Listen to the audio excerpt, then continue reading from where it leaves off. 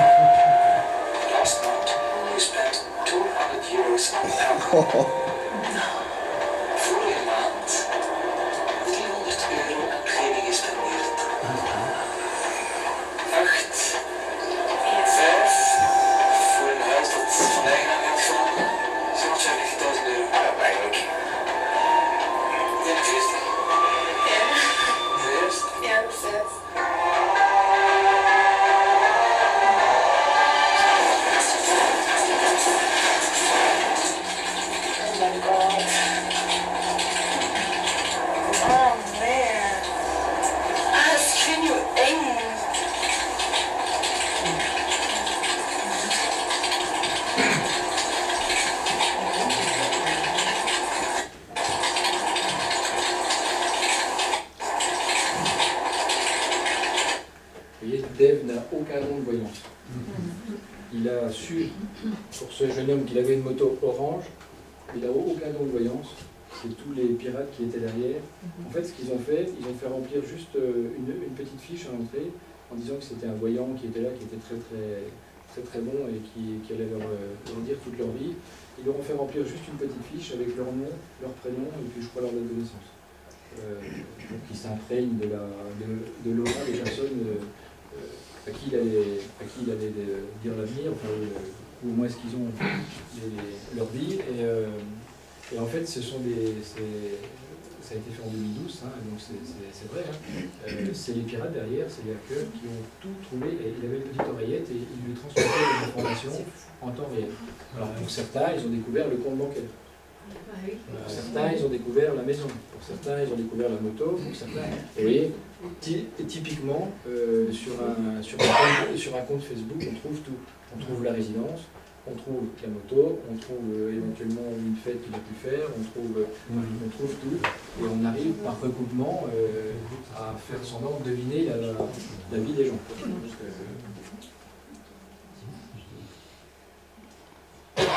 C'est dit ici, quand vous mettez trop de choses, toute votre vie électronique, ça peut se retourner contre vous, c'est-à-dire qu'on peut l'utiliser après contre vous, bien évidemment. Si on fait des groupes sur Facebook, c'est plus protégé. Des groupes, disons que c'est déjà bien, puisqu'on a un accès qui est restreint. Donc tout le monde ne peut pas. Alors, ça ne veut pas dire qu'il faut supprimer tous les comptes Facebook que vous avez, c'est pas ça. C'est simplement qu'il faut être vigilant et qu'il faut régler les paramètres de confidentialité de façon à ce que tout le monde ne puisse pas voir tout ce que vous postez. Et puis, je crois qu'il faut aussi arrêter d'accepter tous les avis qui se présentent, puisque le meilleur, c'est celui qui aura le plus grand nombre d'amis. Sauf que quand vous en avez des dizaines, des centaines, voire des milliers pour certains, parmi eux, il y a peut-être aussi des gens qui vont rentrer dans votre quotidien et qui vont s'en servir contre vous après. Donc ça, c'est à savoir aussi. Alors, bloquer les personnes, enfin des personnes, pas toutes, bloquer des personnes qu'on n'a pas envie de voir, il faut les exclure du champ de ce qu'on poste et de la possibilité de s'en servir. Supprimer l'accès des applications à vos données. Énormément d'applications sur les smartphones ou les tablettes qui vous demandent l'accès à tout, et par exemple votre géolocalisation. Attention, très souvent, et ça peut se retourner contre vous aussi. Sécuriser l'accès à son compte, évidemment, changer le mot de passe régulièrement, ne pas mettre le mot de passe, le nom de son chien, ou sa date de naissance, ou son nom de famille, ou des choses comme ça. On peut changer combien de fois le mot de passe, une fois par mois? Ah ben, c'est à voir après, chaque réseau social a ses codes de confidentialité, hein. Mais dès que vous pouvez le changer, changez-le, et dès que vous avez un doute, surtout, dès que vous avez un doute, changez-le. Ne pas remplir au complet son profil personnel en ligne, on n'est pas obligé de tout mettre, hein. Et puis réfléchir de l'impact de ce qu'on va publier, sur le web avant de le publier. On est aussi nos propres gardiens. Il y a des choses qu'il ne faut pas. Et pour les enfants, évidemment, il faut les sensibiliser très tôt, parce que maintenant vous avez des gamins qui sont à 4-5 ans avec des tablettes toute la journée. Essayer de centraliser l'ordinateur de la maison. Ça c'est difficile à faire parfois. Ils veulent avoir ça dans la chambre, ils veulent être tout seuls, mais plus ils sont isolés, et plus ils risquent d'avoir des dangers. Et puis, il ne faut pas hésiter à installer et à utiliser, en tout cas, parce qu'on ne les installe pas, mais à utiliser tout ce qui est contrôle parental. Couper, par exemple, Internet à certaines heures. Un gamin de 10 ans ne peut pas être à 2 heures du matin encore sur Internet tout seul dans une chambre. Enfin, bon, après, chacun fait comme il veut, hein, mais je pense qu'il y a peut-être des dangers pour la suite. Voilà ce que je voulais vous dire sur les dangers d'Internet et des réseaux sociaux. Alors, il ne faut pas, comme je disais en préambule, il faut pas venir par lien, il n'est pas noir non plus, c'est aussi des choses qui observent au quotidien. Simplement être un petit peu plus vigilant et puis faire attention, quand on a des petits signes comme ça de gens qui essaient de venir et qui essaient de ne pas se faire avoir trop vite et d'essayer de cerner un petit peu la personne. Un tout petit rappel, souvent les gens disent oui, mais vous les avez interpellés, ils sont sortis le lendemain. Oui, c'est pas faux, ça peut arriver pour certaines infractions.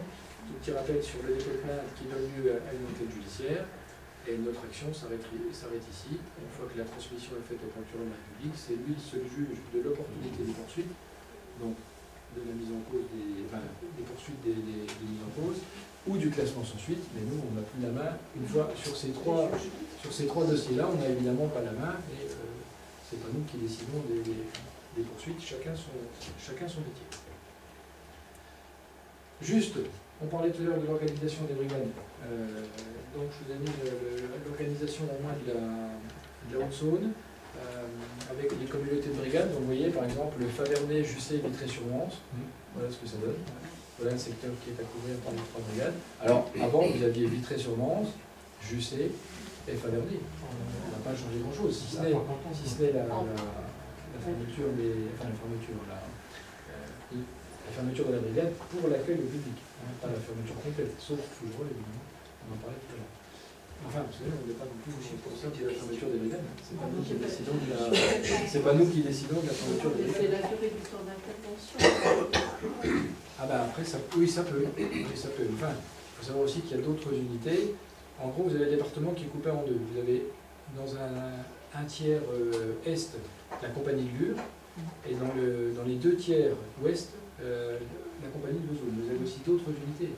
Vous avez aussi les brigades de recherche, les unités de recherche qui travaillent aussi au profit des brigades.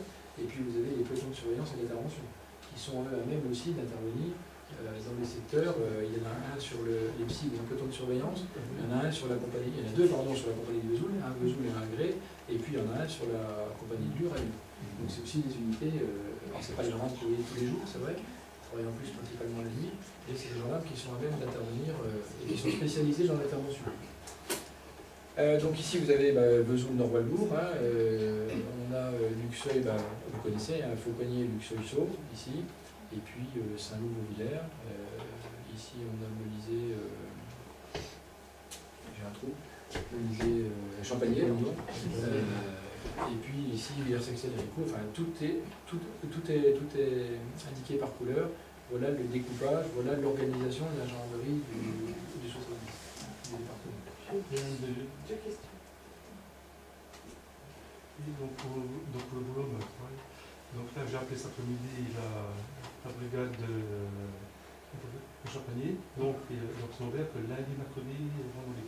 Donc je suis tombé sur Héricourt. Ah non, pas Champagny. Champagny, c'est. Non, pas Champagny, Champagny ou j'ai pas tombé sur Héricourt. C'est. Non, Champagny. Je crois qu'à la direct. Oui, mais Héricourt, c'est Villers-Sexel. Non, il a déjà fait. C'est Villers-Sexel, Héricourt. C'est Héricourt, la brigade mère. Non, c'est Champagny, Champagny, c'est les deux brigades. C'est les deux, c'est le comité de brigade. C'est pour ça que j'allais dire Héricourt, ça m'étonne, parce que non, c'est pas ça. Ah non, c'est ça, oui. Héricourt. Non, c'est Villers-Sexel, Héricourt. Oui, Champagny. Bah oui, de toute façon, les découpages sont là. C'est pas... Oui, Ils sont là depuis des années. Je voulais vous poser une question. Dans vos enquêtes, comment vous récupérez les indices de nature à identifier l'internaute malveillant? Ah ben ça, il faut absolument que vous conserviez, vous, les copies d'écran des gens qui vous envoient des choses. Après, il y a des moyens pour des enquêtes plus compliquées. On a des spécialistes en nouvelles technologies qui sont à même de retrouver l'adresse IP. L'adresse IP, c'est l'adresse de la machine, c'est le numéro d'identification de la machine. Donc là, on arrive à savoir pour les enquêtes qui sont plus compliquées. Mais gardez surtout toutes les copies d'écran. Tout ce qui peut être intéressant pour l'enquête, c'est les copies d'écran.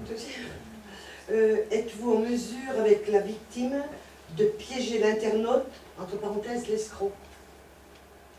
En direct? Oui. Il y a un danger à ça. Il y a un danger, c'est que l'avocat dise après, on a provoqué l'infraction pour... Alors là, il y a un danger. Ça se fait dans certaines enquêtes, et notamment pour les enquêteurs qui sont spécialisés dans le numérique. Hein. On a des cellules comme ça qui sont à Paris, et qui eux peuvent avoir sur des enquêtes avant. C'est souvent sur des enquêtes de pédopornographie, souvent sur des enquêtes à la fois internationales, qui sont à même de se faire passer pour des jeunes ou pour des... Mais sinon, l'enquêteur de brigade qui va faire ça, il s'expose à ce risque-là. C'est qu'il ait provoqué l'infraction pour faire tomber là, c'est un peu particulier. Si ce n'est pas des enquêtes particulières un petit peu plus cossues, il y a un risque là-dessus. C'est pareil que les appels téléphoniques, que tout le monde est bombardé parce que tout un chacun des 0 1 machin. On n'arrive pas à les manquer ce genre de réseau. C'est pas qu'on n'arrive pas à les manquer, c'est que c'est des réseaux qui se trouvent avec des gens. Il y en a eu 2 qui ont été démontés. Oui, il y a eu un très grand nombre de plaintes, ça a été pris en compte par un office central à Paris. Et c'est une enquête qui a été faite au niveau international. Mais les enquêtes comme ça, de ce niveau-là, ne sont pas déclenchées tous les jours. Pour des appels qui seraient faits, c'est pas déclenché tous les jours. Oui, on a demandé si on a il faudrait relever les numéros puis les envoyer, par exemple, à bloquer. Ah ben c'est ça, c'est ce qu'il faut faire. Il faut les signaler, on peut les signaler, et c'est le grand nombre de signalements qui va faire qu'on pourra déclencher une enquête sur tel ou tel numéro. Il y a ces enquêtes qui sont très longues, qui sont très compliquées, parce que c'est des gens qui ne sont pas idiots non plus. Hein. Souvent, c'est des numéros qui repartent sur d'autres numéros, qui repartent sur d'autres. C'est pas parce que vous voyez ce numéro-là que c'est le numéro final. C'est très compliqué. De la même manière pour Internet, hein, les gens qui utilisent du VPN, le VPN, c'est pour cacher son adresse IP. Vous travaillez avec votre machine et puis en fait, ça vous déclare une adresse IP qui est ailleurs. Donc c'est compliqué aussi. Oui, parce qu'ils savent très bien que c'est comme ça que vous avez détecté, donc ils ont fait c'est des enquêtes qui sont très très longues et en plus avec des ramifications internationales. Il y a beaucoup d'attaques qui viennent de Hong Kong, de Chine. L'enquêteur de Luxeuil, ils arrivent pour aller au cinéma, des sites de gouvernement, quel que soit aux États-Unis. On a dit que tout est possible, quand on connaît un peu tout est possible. On arrive à tourner les porteurs, on arrive à casser les mots de passe, c'est des gens qui sont très très forts. Il n'y a pas du bien. Ah non, il n'y a pas du bien, c'est ce que je disais tout à l'heure. Il n'y a pas du mal, mais il n'y a pas du bien non plus. Il faut juste être un peu plus. Je voulais juste vous rappeler que nous avons une page Facebook qui permet qui vous donne des petits conseils. Alors tous les jours, on essaie d'animer au mieux au fur et à mesure des petites informations qu'on peut vous donner, peut-être pas forcément que sur la prévention de la malveillance ou des cambriolages, hein, sur des sujets divers. Donc n'hésitez pas, c'est pas un compte Facebook, vous n'êtes pas obligé d'avoir un compte pour y avoir accès, c'est une page qui est accessible librement. Vous tapez gendarmerie de la Haute-Saône Facebook et vous allez tomber sur cette page qui est mise à jour régulièrement. D'ailleurs, il y a pas mal d'internautes maintenant qui nous contactent directement en message privé, et puis pour des petites choses, pour des petits signalements, des échanges, des informations. pour des échanges ou des informations. Il y en a beaucoup qui me signalent aussi, moi je mets souvent des alertes vous savez, de faux emails. C'est souvent des gens qui nous... Et quand c'est des nouvelles arnaques, j'essaie de mettre que les gens puissent être prévenus et puissent être avertis de ça aussi. C'est la fin de la présentation. Des questions? Oui, c'est pas une question. Là, on a reçu dernièrement un email assez douteux par rapport à une offre d'emploi. Comment ça se passe dans ces cas-là? Alors, il y a eu des... Oui, on a appris ça au mois de mai ou au mois de juin, là. Il y a eu des fausses offres d'emploi. Ils ont créé les logos de Pôle emploi, là, et puis ils envoient des fausses offres. Ou alors, il y a même eu des vraies fausses, si je peux dire, ou des fausses vraies, qui passaient directement par Pôle emploi. C'est-à-dire qu'ils sont... Là, en fait, le message qu'on a reçu, c'est ben voilà, on a eu vos coordonnées par Pôle emploi, on cherche, on va venir, on est Canadien, on va venir déménager sur Luxeuil, on cherche quelqu'un. Vous habitez dans quel coin? Et puis bon, alors il faudrait faire des... Et ça, ils ont dû récupérer les données sur le site de Pôle emploi. Ou alors ils essaient, ils en envoient, comme je vous disais, des milliers. Et dans ce cas-là, l'adresse, on vous la transmet, comment ça se passe? Ça, il faut la signaler. Alors surtout, il vaut mieux la signaler à internetsignalement.gouv.fr, ce genre de choses. Il vaut mieux, puisque comme ça permet... Eux, ils vont pouvoir faire la centralisation de tous les signalements, si vous voulez, et puis ça permettra de monter plus facilement. Et après, de toute façon, ils vont donner ça aux unités spécialisées dans le numérique, donc ce sera plus facile que le gendarme de Luxeuil et le gendarme de Fournier, qui aura moins accès à la technologie pour régler cette enquête-là. Signalez-les plutôt, ça sera plus efficace. D'autres questions?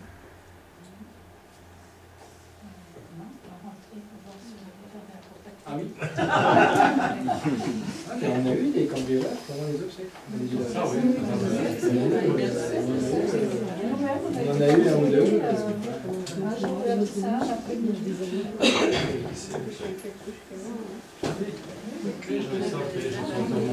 Tout ça, ce qu'on a souvent, on a moins depuis 3 ans, là, mais on avait des vols de Saint-Gamin dans les véhicules de l'antillaire. Parce que les dames allaient laisser Saint-Gamin dans la voiture. Là, on ne met pas en tout cas de... Ah oui, à la rue des gens. Déjà. C'est déjà...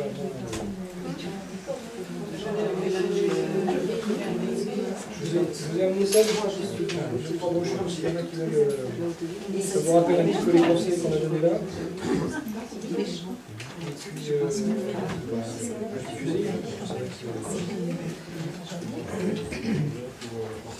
vous voulez en prendre quelques-uns, allez-y, n'hésitez pas. Et puis s'il n'y a plus de questions, il me reste à vous remercier. Par rapport à une voiture, parce que logiquement, on doit fermer sa voiture même après dans son propre garage. Oui, c'est un obstacle supplémentaire. Voilà, l'assurance en général ne rembourse pas. Moi j'ai connu des gens qui se sont donné leur voiture enfermée dans le garage. Ça dépend des contradictions, parce que si elle est dans le garage, déjà ça fait pas mal. C'est bien. Mais ce que je voulais dire, c'est que maintenant, il y a encore des nouvelles formules, bon, ça n'existe peut-être pas en zone rurale, mais ils arrivent à ouvrir votre voiture sans effraction. Ça, c'est parce que les voitures sont... C'est parce que les voitures sont truffées d'électronique. Et donc c'est le même principe que les hackers sur ordinateur. Ils arrivent à contourner la protection du système et ils arrivent à ouvrir les portes à distance. Alors de plus en plus d'assurances prennent en compte maintenant les vols sans effraction. Pour justement pour ça. Dans ce cadre-là, ils prennent. Et puis, pendant qu'on en parle, j'ai oublié de vous le dire aussi, c'est un petit peu dans le même domaine, mais faites attention avec vos cartes bancaires. Elles sont maintenant toutes équipées de puces Wi-Fi. Le paiement sans contact. Enfin, alors, elles sont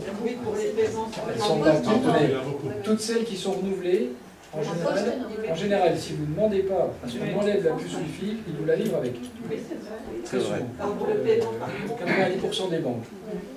Et donc, vous avez ce petit signe-là, le petit signe Wi-Fi. En fait, c'est ça qui fait office de contact, de transmission de l'information entre le récepteur du commerçant et puis votre carte bancaire. Sauf que, attention, quand on est derrière vous, si vous avez la carte sur vous, avec un petit logiciel très simple qu'on trouve sur des téléphones Android, on a accès à toutes les informations de votre carte.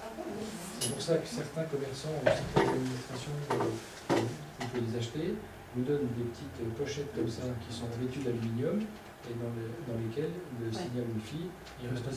Les banques, si on n'a pas la pochette, les banques le donnent. Si vous n'avez pas la petite pochette, on a fait l'essai avec un de mes collègues juste avant les vacances. On a trouvé le petit logiciel dont je ne vous dirai pas le nom bien sûr. J'ai mis la carte dans ma poche, il arrivait derrière moi, donc c'est typique d'une file d'attente à la boulangerie par exemple. Vous avez plein de gens qui ont la carte dans ma poche là ou là. Il arrivait derrière moi, il n'a rien fait. Son appareil a enregistré les données de ma carte et après il m'a dit tiens regarde, je vais donner ta carte sur mon téléphone. Pas le code, hein, les données de la carte, mais les données de la carte, il faut être assez proche quand même.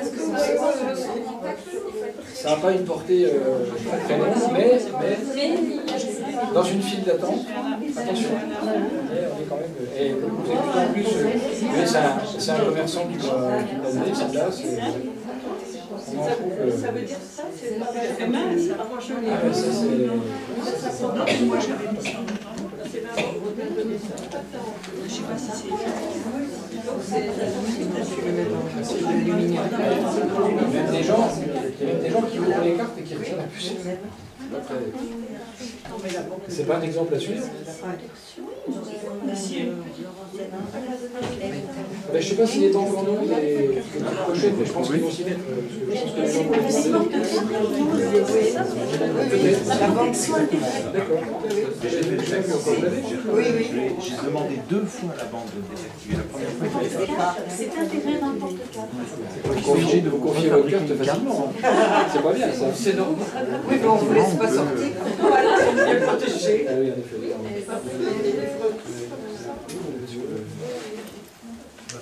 D'accord. Allez, c'est bien.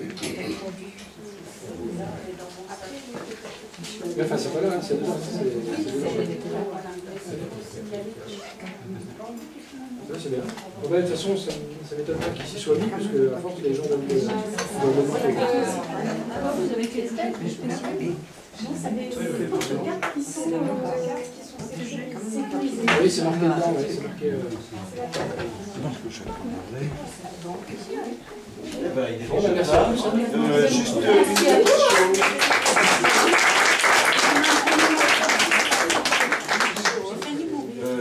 Avant que vous partiez, pour ceux qui n'ont pas mis leur adresse mail, pour que je leur file des infos, mais pour que je leur renvoie le programme régulièrement, vous pouvez l'inscrire sur le cahier ici, et vous aurez le programme en temps réel. Si vous voulez qu'on l'interpelle, profitez-en, on est encore là. Donc merci à la gendarmerie nationale de s'être déplacée pour nous. Et très bonne soirée.